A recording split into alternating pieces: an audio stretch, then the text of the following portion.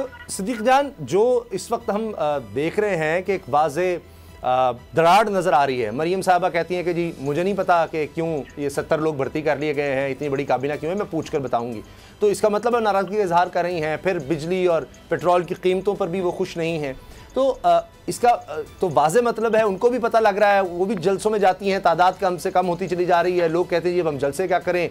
रोज़ खबर आती है जी फ़लाँ नून लीग का आदमी, साबिक MNA, फ़लाँ साबिक MP है जी तहरीक इंसाफ में शामिल हो गया है, पीपल्स पार्टी के लोग जी तहरीक इंसाफ में शामिल हो रहे हैं। तो ये चीज़ें उनको नज़र आ रही होंगी।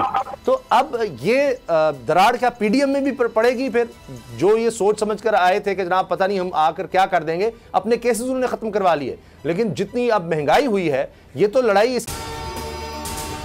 अगर आपको वीडियो पसंद आई तो लाइक पर क्लिक कीजिए। इसका मतलब है अंदर जाएगी। आपको ये भी नूरा कुश्ती लगती है सर?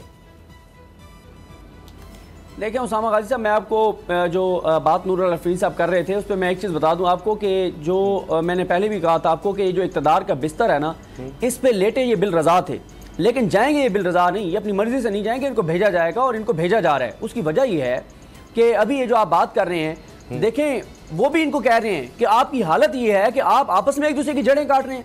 आपकी पार्टी की जो है वो नायब सदर मरियम नवाज खड़ी होकर कहती है कि मेरा चाचा गलत कर रहा है। आप अपनी हुकूमत के बारे में खुद चार्जशीट पेश कर रहे हैं, आप खुद एतराफ़ कर रहे हैं कि हमारी हुकूमत ने बर्बाद कर दिया आवाम को। मरियम नवाज ट्वीट करके कहती हैं कि बिल बहुत ज़्यादा आ रहे हैं, वो ट्वीट करके कहती हैं कि मियां सब नाराज़ हो गए, और वो खड़ी होकर कहती हैं कि मैं इन फैसलों को नहीं मानती, ये जो महंगाई हो रही है। भाई किसकी बात माने? एक तरफ वो कहते हैं कि मुश्किल फैसले हैं मुल्क के लिए करें, मरियम नवाज कहती हैं कि मैं नहीं मानती। जो बात मरियम नवाज नहीं मान रही शहबाज शरीफ की, वो आम आदमी कैसे मानेगा? जो सबसे बड़ी बेनिफिशरी है इस हुकूमत की मरियम नवाज साहबा, जिनको पासपोर्ट भी वापस मिलने जा रहा है और वो इस केस में भी बरी होने जा रही हैं, सबसे जो बड़ी जो बेनिफिशरी है हुकूमत लेने की, इक़्तिदार लेने की, वही मुतमईन नहीं है चाचे से, तो आम आदमी कहाँ मुतमईन होगा? जब वो क्रिटिसाइज कर रही है तो आप छोड़ दें इमरान खान को। इमरान खान क्या कह रहा है?